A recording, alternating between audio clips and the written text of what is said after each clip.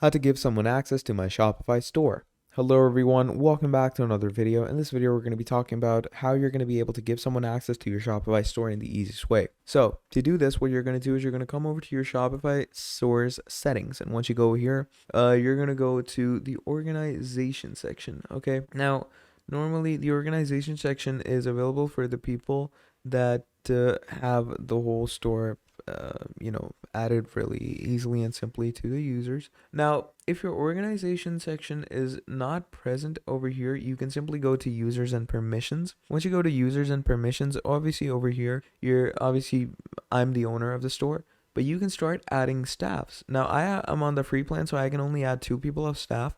So you can simply add staff, and once I add a user into my organization, I'm gonna write their name and all. I'm gonna send them an invite.